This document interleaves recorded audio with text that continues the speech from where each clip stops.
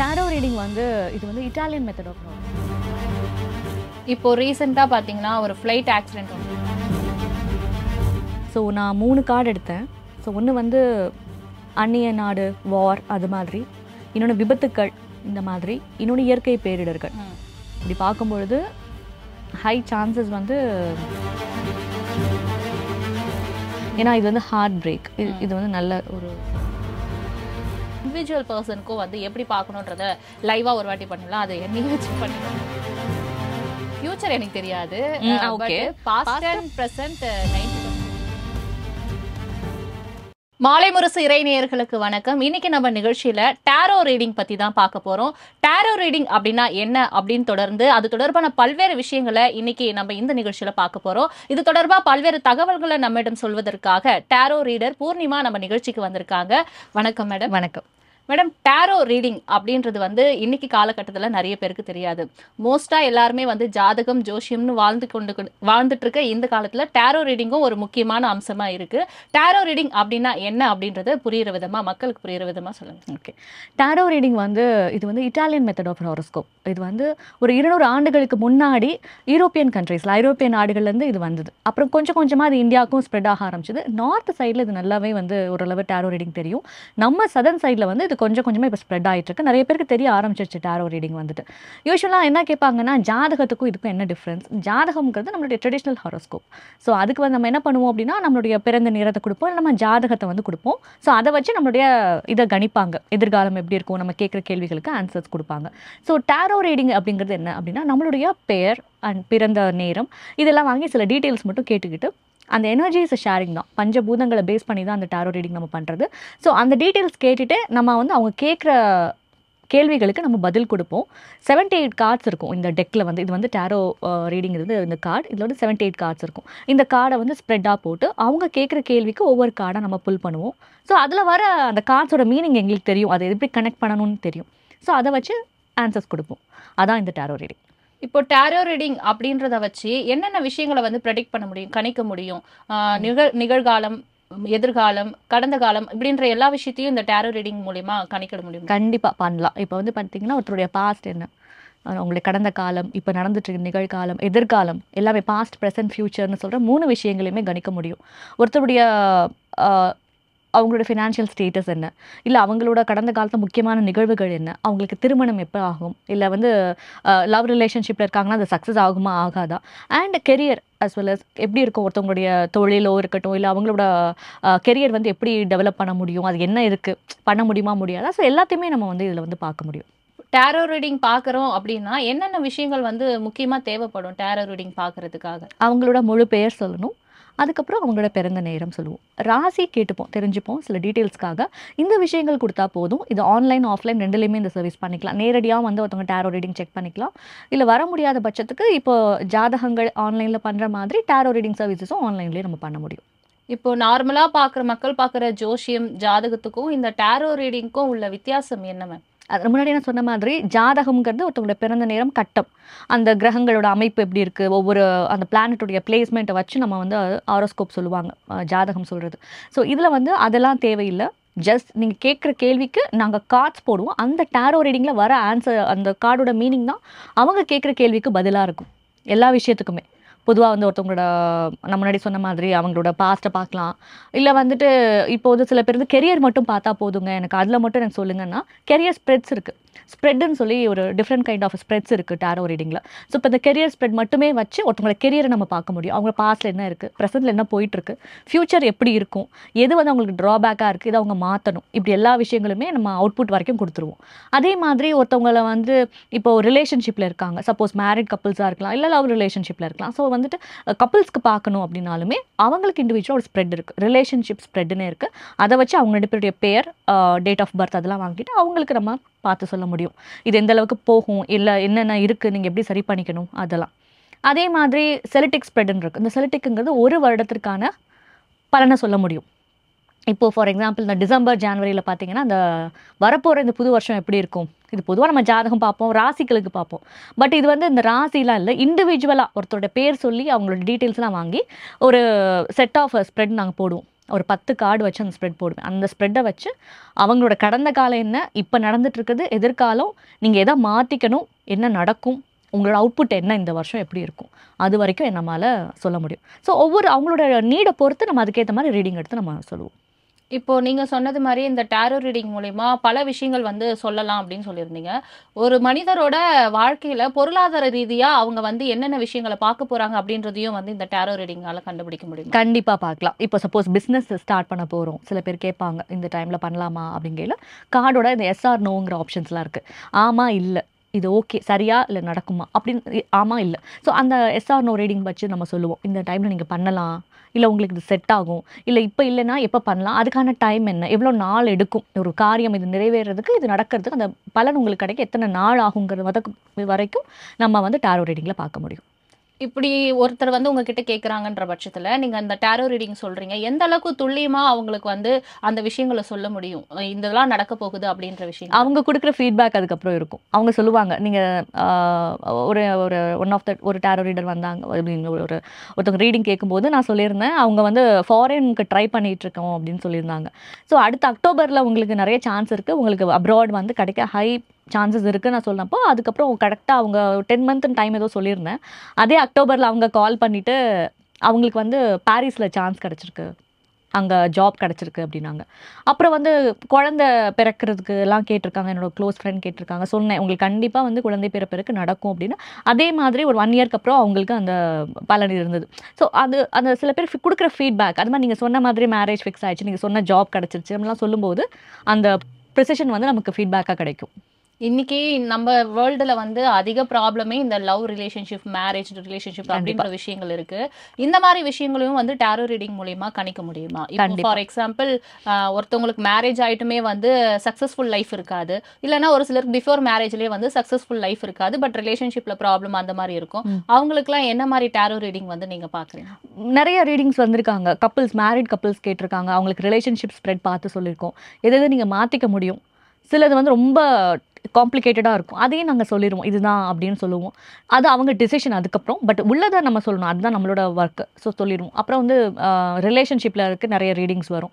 So இது வந்து love மேரேஜில் நடக்குமா, இல்லை இது என்ன நடக்குமா, இல்லை சிலதெல்லாம் சொல்லிடுவோம் இது உங்களுக்கு டஃப்பாக இருக்கும் பட் நடந்துடும் மேரேஜ், சிலதெல்லாம் இல்லைங்க நீங்கள் ஒர்க் அவுட்டே ஆகாது, நீங்கள் என்ன முயற்சி பண்ணிங்கனாலும் இது தோல்வியில் முடிய நிறைய சான்சஸ் இருக்குங்கிறத நாங்கள் சொல்லிடுவோம். ஸோ அந்த மாதிரியும் ரீடிங்ஸ் வந்து கேட்குறாங்க. இப்போ ஜோஷியம் இப்போலாம் பார்க்கும்போது இந்த விஷயத்துல இந்த தோஷம் இருக்கு, இதுக்கு நீங்க இந்த பரிகாரம் செய்யணும் அப்படின்ற விஷயம் எல்லாம் சொல்லுவாங்க இல்லையா? அதுபோல இந்த டாரோ ரீடிங்ல நம்ம ஏதாச்சும் நம்மளோட கடந்த காலத்தை பார்க்கும்போது ஏதோ ஒரு மிஸ்டேக் பண்ணியிருக்கோம் அப்படின்னா இதுக்கு கர்மாவா இருக்குமா, இல்ல இதுக்கு என்னதான் பண்ணணும் அப்படின்னு இந்த டாரோ ரீடிங்ல ஏதாச்சும் இருக்கா? பார்க்க முடியும். ரெமெடிஸ்ன்னு இருக்கு, அது தனியாவே ஒரு ஒரு ஒரு பகுதி. அது வந்து அந்த ரெமெடிஸ் வச்சு இந்த கார்டுலேயே ரெமெடியும் எடுத்து அதுக்கு அந்த கார்டுக்கு என்ன பலன்கள், என்னென்ன செய்யணும், பரிகாரங்கள் வருதோ அதை நாங்கள் சொல்லுவோம். ஸோ அதுக்கான பலன் உங்களுக்கு கிடைக்கும்னு சொல்லி ஜஸ்ட் சிம்பிளாக வீட்டில் இருந்தே பண்ணுற மாதிரி, ரொம்ப கோவில் அப்படிலாம் இல்லாமல் நீங்கள் வீட்டில் இருந்தே பண்ணக்கூடிய சின்ன சின்ன பரிகாரங்கள் இருக்கும், அதையும் நான் வந்து சொல்லியிருக்கேன். எக்ஸாம்பிள்ஸ்னா ஏதாச்சும் சொல்லுங்க. பரிகாரம்னா இந்த மாதிரி பரிகாரங்கள் தான் இந்த டாரோ ரீடிங்ல இருக்கும் அப்படின்னா என்னென்ன பரிகாரங்கள்? இப்போ வந்து சில பேருக்கு வந்து அந்த ராகு கேதுலாம் இருக்கு பார்த்தீங்களா, அது வந்து ஒவ்வொரு ஒரு 50 இதில் வந்து பார்த்தீங்கன்னா 78 கார்ட்ஸ் இருக்கு. அதில் 56 ஒரு மைனர் ஆர்கானான்னு போகும், 22 கார்ட்ஸ் வந்து மேஜர் ஆர்கானான்னு போகும். ஸோ அந்த 22 கார்ட்ஸ் மேஜர் ஆர்கானா பார்த்தீங்கன்னா அதில் 12 வந்து ஒரு கிரகங்கள் சார்ந்து, ஒரு 10 கார்டு வந்து அதில் டிவிஷன்ஸாக பிரியும், கிரகங்கள் வச்சு அது எல்லாமே பிரியும் போது, சப்போஸ் இப்போ உங்களுக்கு ராகு கேது தோஷம் மாதிரி இருக்குன்னா அதுக்கான பரிகாரங்கள் ஜென்ரலாக நமக்கு என்ன சொல்லுவாங்களோ அதுவே வந்து பார்த்தீங்கன்னா அந்த ரெமெடிஸ் புக்கில் இருக்கும். அதில் அப்படியே அவங்களுக்கு சொல்கிற மாதிரி, இப்போ வந்து சப்போஸ் சனி கிரகத்தோடு இருக்குன்னா சனிக்கிழமை நீங்கள் கோவிலுக்கு போகலாம், அண்ட் தீபம் ஏற்றுறது, எல் விளக்கு போடுறது. ஸோ இந்த மாதிரியான பரிகாரங்கள் எல்லாமே ஜென்ரலி வந்து பார்த்திங்கன்னா நம்ம ஜாதகத்தோடு சொல்கிற அதே ரெசம்பலன்ஸ் வந்து இதில் இருக்கும். இப்போ ரீசெண்டாக பார்த்தீங்கன்னா ஒரு ஃப்ளைட் ஆக்சிடென்ட் ஒன்று நடந்துச்சு, பார்த்துருப்பீங்க. அந்த டைமில் வந்து ஒரு சில வீடியோஸ் வந்து வைரல் ஆச்சு. லைக் வந்து பெரிய பிரபலமான ஜோஷியர்கள், தீர்க்கதரிசிகள்லாம் என்ன பண்ணுறாங்க, இப்படி ஒரு விஷயம் நடக்கும்ன்றதை கணிச்சாங்க அப்படின்றத வந்து அந்த மாதிரி வீடியோஸ் வந்து பிரபலமாச்சு. அதுபோல் இந்த இன்சிடென்ட்லாம் நடக்க போகுது ஃபியூச்சரில் அப்படின்றத டாரோ ரீடிங் மூலிமா நம்மளால் எடுத்து கணிக்க முடியுமா? கணிக்க முடியும். ஓரளவு பார்த்தீங்கன்னா இப்போ உள்ள நடப்புகள், இப்போ வந்து மாதிரி இயற்கை பேரழிவுகள் ஏதாவது வரப்போகுது அப்படின்னா நம்ம அந்த கார்டு இந்த வருஷம் எப்படி இருக்கும்னு ஜென்ரலாக பார்க்கும்போது அந்த கார்ட்ஸோட தன்மை நமக்கு காமிக்கும். இப்போ இந்தியாவில் தமிழ்நாட்டில் எப்படி இருக்கும், அரசியல் அமைப்புகளோ இல்லை வந்து இயற்கை பேரிடர்கள் எதுவும் வராமல் இருக்குமா, சுபிட்சமாக இருக்குமான்னு பார்க்கும்போது அந்த காற்றோட அமைப்பு நமக்கு ஓரளவு காட்டிடும். ஸோ அதை பேஸ் பண்ணி சொல்ல முடியும். இதுக்கு முன்னாடி அது போல ஏதாச்சும் இன்சிடென்ட் பத்தி டேரோ ரீடிங் மூலமா தெரிவிச்சு அது போல ஒரு இன்சிடென்ட் நடந்த மாதிரி ஏதாச்சும் விஷயங்கள் இருக்கா? கொரோனா டைம்ல வந்துட்டு நிறைய பேர் இடம் மாறி போற மாதிரிலாம் நிறைய கார்ட்ஸ் வந்தது. டிராவல் பண்ற மாதிரி. ஸோ அது என்ன டிராவல், ஏன் வந்து ஏன் நம்ம புலம்பெயர்ந்து ஏன் போகணும் அப்படிங்கையில அப்போ அந்த லாக்டவுன் எல்லாரும் அவங்கவுங்க சொந்த ஊர்களுக்கு போன சம்பவங்கள்லாம் நடந்துச்சு. ஸோ அது ரிலேட் பண்ணும்போது அது எல்லாமே இருந்தது. இந்த டேரோ ரீடிங் மாதிரி ஏற்கனவே கேட்ட கேள்வி தான், பொருளாதார ரீதியாகவும் ஃபார் ரிலேஷன்ஷிப் ரீதியாகவும் டேரோ ரீடிங் பார்க்கலான்ற பட்சத்தில் ஒரு ஃபேமிலி மேன் அவங்க ஃபேமிலியை வந்து மூவ் பண்றதுக்காகவும் டேரோ ரீடிங் மூலமா என்னென்ன விஷயங்களை மாற்றணும் அப்படின்றதெல்லாம் பார்க்க முடியுமா? பார்க்க முடியும். அப்படி பார்த்தா என்னென்ன விஷயங்களை செய்யலாம் அப்படின்றதே சொல்லுங்க. இப்போ ஒரு ஃபேமிலி நீங்க குடும்பம்னு சொல்றதுனால இப்போ ஒருத்தர் பார்க்குறாங்கன்னா அவரும் அவர் மனைவியும் சேர்ந்து கண்டிப்பா அவங்க 2 பேர் வச்சு தான் பார்க்கணும். பார்த்துட்டு இப்போ அவங்களுக்கு வந்து எப்படி இருக்கு சேஞ்சஸ், அவங்க வந்து எங்க வந்து எதை மாற்றலாம், ஃபினான்ஷியலி அவங்களுக்கு எப்படி இருக்கு, க்ரோத் இருக்கு, ஸோ இல்லை அவங்களுக்குள்ள மனக்கசப்புகள் ஏதாவது இருக்கா, ஸோ அது எல்லாத்துக்குமே நம்ம தீர்வுகள் வந்து பார்க்க முடியும். சில பேர் குழந்தைகள் பேர் வச்சு பார்ப்பாங்க. பொதுவாக வந்து 15 வயசுக்கு உட்பட்ட குழந்தைகளுக்கு டாரோ பார்க்கறது கிடையாது. பட் அவங்களுக்கு தேவை இருக்குது, இல்லைங்க என் பையன் 10th இல்லை பொண்ணு 10th படிக்கிறாங்க, அவங்களே பார்க்கணுன்னா அது இண்டிவிஜுவலாக நம்ம பார்த்துக்கலாம். இப்போ நம்ம பல விஷயங்கள் வந்து டேரோ ரீடிங் பத்தி பார்த்துருந்தோம். குறிப்பா வந்து ஃபியூச்சர்ல என்ன நடக்க போகுதுன்றது கூட நம்மளால பார்க்க முடியும் அப்படின்னு சொல்லியிருந்தோம். இப்போ ரீசெண்டா நடந்த ஃபிளைட் இன்சிடென்ட் பத்தி கூட பேசியிருந்தோம். ஸோ இப்போ நம்ம வந்து லைவாவே டேரோ ரீடிங் பத்தி பார்க்கலாம். ஃபியூச்சர் ப்ரெடிக்ஷன் எப்படி இருக்கு, வரப்போற காலம் இந்த 2025 வந்து இந்த மாதிரி இன்சிடென்ட் ஏதாச்சும் இன்னும் வரக்கூடிய வாய்ப்பு இருக்கான்றத டேரோ ரீடிங் மூலியமா பண்ணி காட்டுங்க. ஸோ நம்ம நாட்டுக்குன்னு பார்க்கலாமா? நம்ம ஏன்னா பிகாஸ் எனக்கு வந்து அந்த யாருக்கு பார்க்குறோங்கிறது நமக்கு வேணும். நம்ம இந்தியன் நம்ம பாரத நாடு, நம்ம இந்திய நாட்டுக்கு பார்க்கலாம். ஓகே.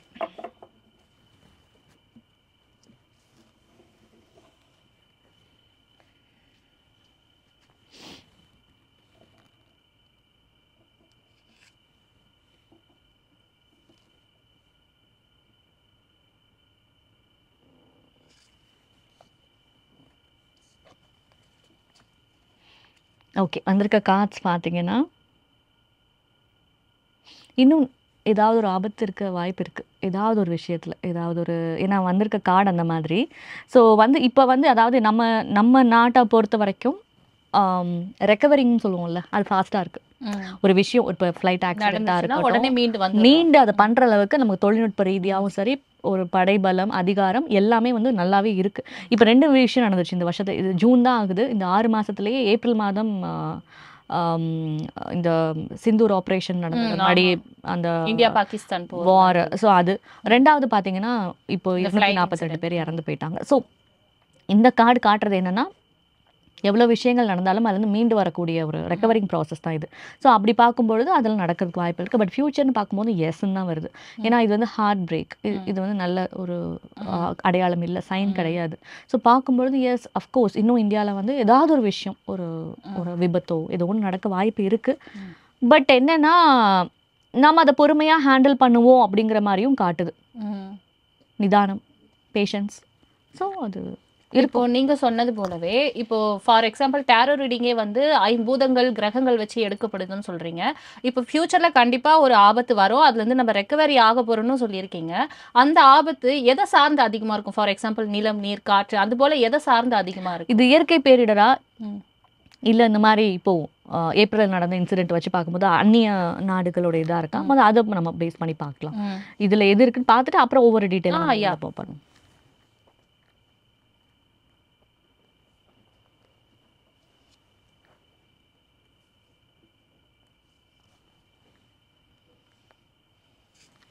ஸோ நான் 3 கார்டு எடுத்தேன். ஸோ ஒன்று வந்து அந்நிய நாடு, வார், அது மாதிரி, இன்னொன்று விபத்துக்கள் இந்த மாதிரி, இன்னொன்று இயற்கை பேரிடர்கள். அப்படி பார்க்கும்பொழுது ஹை சான்சஸ் வந்து இயற்கை பேரிடர்கள் நடக்கலாம். இன்னும் அது ஒன்று தான் வந்து இன்னும் கவர் ஆகலைன்னு நினைக்கிறேன் நம்ம நாட்டில். ஸோ மேபி அது நடக்க சான்ஸ் இருக்குது. 2வது வந்து அந்நிய நாட்டு சக்திகள். ஆனால் விபத்துக்கள் வந்து அவ்வளவா இனி எதுவும் இல்லை, பெரிய மேஜர் ஆக்சிடென்ட்ஸ் இப்போ நடந்த மாதிரி எதுவும் இல்லை. மேபி இந்த இயற்கை பேரிடர் ஏதாவது ஒன்று நடக்கலாம், வாய்ப்பு இருக்கு. இயற்கை சார்ந்த விஷயங்கள் நடக்க வாய்ப்பு இருக்கு நம்ம இந்திய நாட்டுக்குள்ள அப்படின்றது இருக்கு. ஸோ இந்த மாதிரி விபத்துகள் வரப்போகுதுன்றது முன்னாடியே நம்ம டேரோ ரீடிங் மூலியமா தெரிஞ்சுக்கும் போது அதுல இருந்து எப்படி தற்காத்துக்கலாம் அப்படின்ற விஷயங்களை தெரிவிக்க முடியுமா இந்த டேரோ ரீடிங்? தற்காத்துக்கலாம்னா நம்ம ஒரு 3 கார்டு அப்படின்னு சொல்லுவோம், 3 கார்டு ரீடிங் எடுக்கலாம். ஓரளவு அதை மேட்ச் பண்ணும் அப்படிங்கிறது இப்போ இந்த கேள்விக்கே நம்ம பார்க்கலாமே. இயற்கை பேரிடர் வரப்போகுது தான். ஸோ இதுல இருந்து எப்படி மீள முடியும், தடுக்க முடியாது, நம்மளால மீள முடியும், எப்படி மீள முடியும் வேணா பார்க்கலாம்.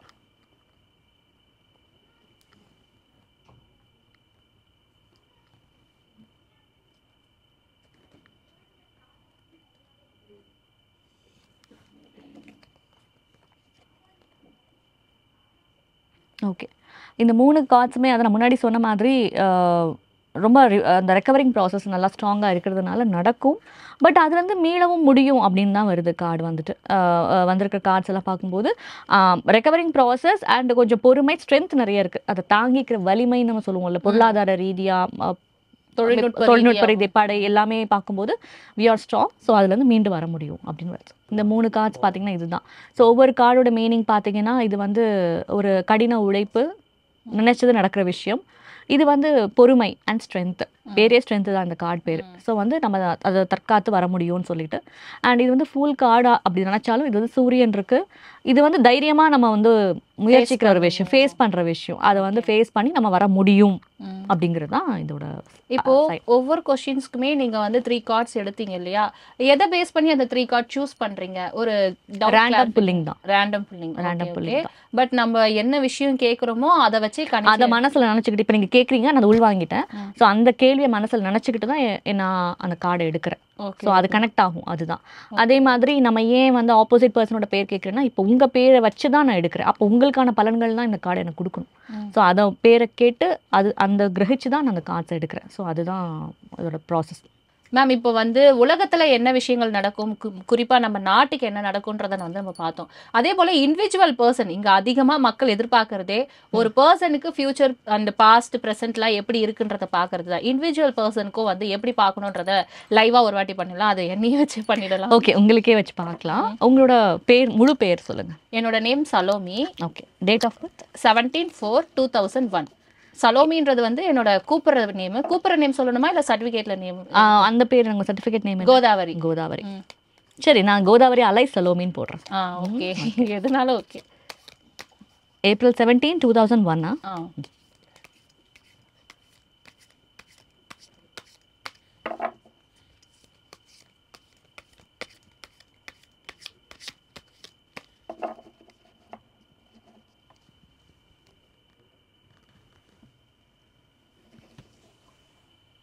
ஓகே.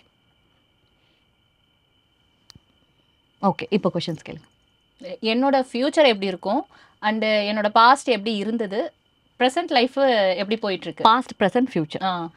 இந்த 3 கார்டுகள் எடுக்க போறது வந்து ஓரளவு மேட்ச் ஆயிடும். ஓகே. ஒரு விஷயத்துக்கான பதில் தான் வரும். ஓகேங்களா? ஓகே.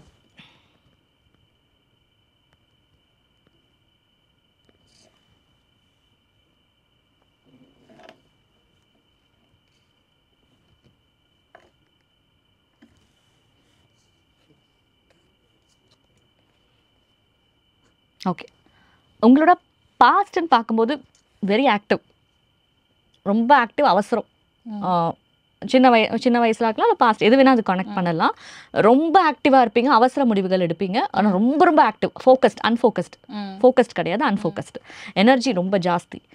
ப்ரெசண்ட்டில் நிறைய விஷயங்கள் ப்ரெஷரைஸ்டாக இருக்குது. Depression state. இன்னொன்று முடிவுகள் தெளிவாக இருக்காது, ஓவர் திங்கிங். அது ஃப்யூச்சர் பார்க்கும்போது கொஞ்சம் இப்படி அப்படி 2 பக்கமும் போயிட்டுருக்கும் எண்ணங்கள். ஒரு இடத்துல ஒரு நிலையான விஷயம் இருக்காது. ஸோ இதுவா அதுவா அப்படிங்கிற ஒரு ஜக்லிங் மோட்லேயே இருப்பீங்க. ஸோ இதுதான் உங்களோட ஃப்யூச்சர். நியர்பை ஃப்யூச்சராக இருக்கலாம், அடுத்த சில வருடங்களுக்கு இது மாதிரி இருக்கலாம். ஓகே. ஓகே. இப்போ நீங்க சொன்னது வந்து நான் என்னோட கனெக்ட் பண்ணி சொல்லணும் அப்படின்னா, ஃபியூச்சர் எனக்கு தெரியாது. Okay. Past and present 90% same தான். கரெக்டா இருக்கு. எஸ், அந்த மாதிரி தான் இருக்கு. கரெக்டா தான் சொன்னீங்க. ஓகே. ஸோ இதுதான் உங்களுக்கு வந்த கார்ட்ஸ். இது வந்து அதான் சொன்னேன் இல்லையா, நைட் ஆஃப் வான்ஸ்ன்னு சொல்லுவோம். One of the major arcana card, court கார்டுன்னு சொல்லுவோம் இது வந்து. ஸோ இதுதான் ஒரு வெரி ஆக்டிவ் பட் அன்ஃபோக்கஸ்ட் அப்படின்னு சொல்லக்கூடியது. அண்ட் இது பார்த்தீங்கன்னா 9 of swords, one of the minor arcana card. Depression state, overthinking, நிறைய யோசிப்பாங்க அது மாதிரி. அண்ட் இதுதான் 2 ஆஃப் பென்டக்கிள்ஸ், இதுவும் மைனர் ஆர்கானா கார்டு. ஸோ இது வந்து உங்களோட அதான் சொன்னேன் என்ன ஒரு இடத்துல நம்ம இப்படி அப்படியே ஒரு மைண்ட் திங்கிங்லேயே இருக்கும். ஸோ அதுதான் இந்த. இப்போ ஃபியூச்சர்ல வந்து இந்த போல ஜிக்ஸாக்ல இருக்கும் அப்படின்னு சொல்லியிருக்கீங்க இல்லையா, அது சரி பண்ணணும். இப்போ ஒரு இண்டிவிஜுவல் பர்சனுக்காக கேட்குறேன், நாட் ஒன்லி ஃபார் மீ. ஒரு பர்சன் வந்து உங்ககிட்ட கேட்கும் போது இல்லை இது போல ஒரு விஷயங்கள் இருக்குன்னு சொல்லும் போது அதை எப்படி சரி பண்ணணும்ன்றதுலாம் என்ன மாதிரி ஒரு அறிவுரையா இருக்கும் டேரோ ரீடிங்ல?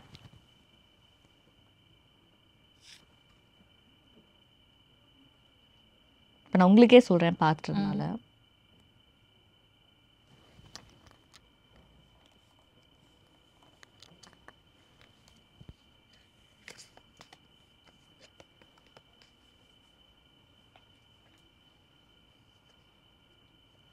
ஓகே. ஸோ உங்களுக்கு அந்த ஜக்லிங் இருக்கிறது வந்து ஒன்று வந்து financial state. Okay. Financial state குறைக்குது.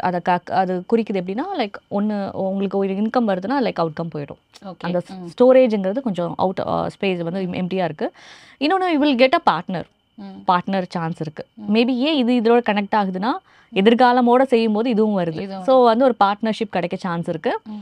அண்ட் குறிப்பாக கெரியரில் சில விஷயங்கள் நீங்கள் ரொம்ப எஃபர்ட் போட்டுமே பார்த்தீங்கன்னா ரிசல்ட் வந்து உங்களுக்கு அவ்வளோ சீக்கிரம் யூ வில் அச்சீவ் பண்ண முடியாது.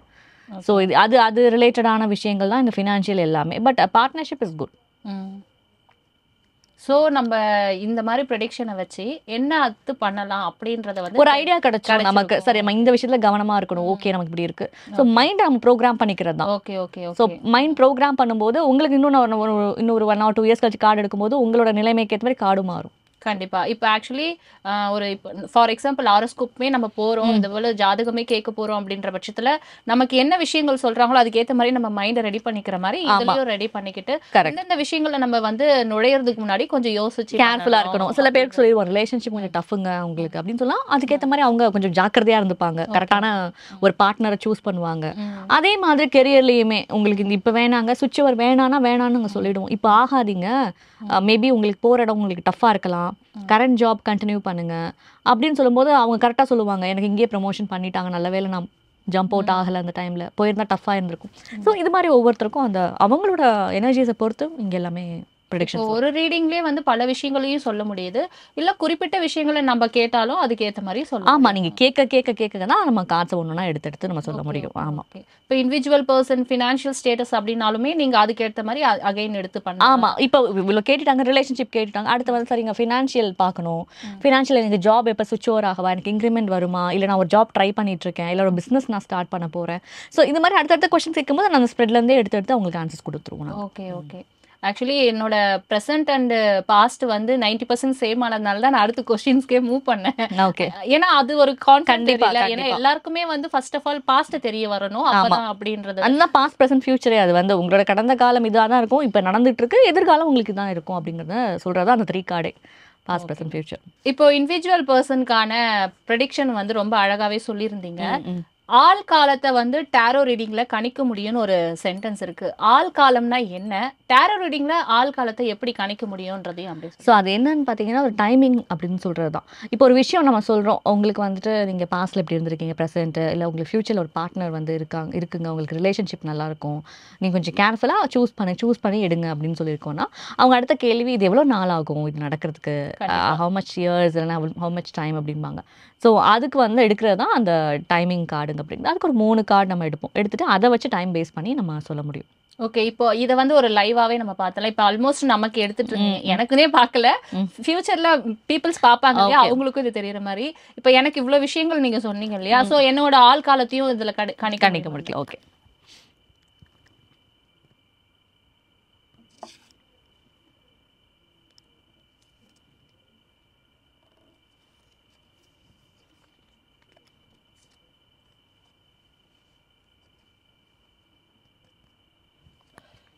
ஒரு வருட காலம். அவ்வளோ ஷார்ட் பீரியடா? ஓகே. பார்க்கலாம், நீங்கள் யாரையாவது பார்க்கலாம், உங்களுக்கு யாரையா பிடிச்சிருக்கலாம். ஸோ ஒரு 1 year டைமிங்கில் காட்டுது. Okay okay. நீங்கள் கார்டு ஷோ பண்ணி எக்ஸ்பிளைன் பண்ணிங்கன்னா. இது வந்து 3 கார்டு. இந்த 3 கார்டில் வந்து மேஜர் டைம் அப்படின்னு சொல்லிட்டு ஒன்று பார்ப்போம். ஸோ இது வந்து பார்த்தீங்கன்னா குவீன் ஆஃப் பென்டக்கிள் அண்ட் இதுக்கான அர்த்தம் வந்து 1 வருடம். இது வந்து பார்த்தீங்கன்னா 2 of swords அண்ட் இதுக்கு வந்து 2 வாரங்கள். அண்ட் இது வந்து பார்த்தீங்கன்னா ஏஸ் ஆஃப் கப்புன்னு சொல்லுவோம், 1 மாதம். ஸோ இவ்வளோ டிஃப்ரென்ஸ் நம்ம கேட்கலாம், 2 வாரம், 1 மாதம், 1 வருடம். ஸோ இதெல்லாம் வந்து பார்த்தீங்கன்னா எல்லாம் தாண்டி மேஜராக எனக்கு காட்டுற டைம்னு ஒன்று இருக்குது, 1 year. ஓகே. ஸோ அதை பார்க்கும்போது நீங்கள் கேட்குற விஷயங்களுக்கும் நமக்கு ஒரு லாஜிக்கல் டைமிங்னு ஒன்று இருக்கும். ஸோ அதை பார்க்கும்போது இது 1 வருடம் தான் அதிகபட்சமே. அதான் அது வச்சா 1 வருடம் அப்படின்னு சொல்லலாம். Super ma'am. ரொம்பவே அருமையாக டேரோ ரீடிங் பற்றி நிறைய விஷயங்கள் சொல்லியிருந்தீங்க, லைவாகவும் பண்ணி காமிச்சிருந்தீங்க. ஈவன் பார்க்கும்போது எனக்கே ஒரு திருப்திகரமாகவும் இன்ட்ரெஸ்டாகவும் இருந்தது. அந்த அளவுக்கு மக்களுக்கும் கண்டிப்பாக இதை புரிஞ்சிருக்கும்னு நினைக்கிறேன். மீண்டும் மற்றொரு நிகழ்ச்சியில் சந்திக்கலாம். வணக்கம். தேங்க்யூ.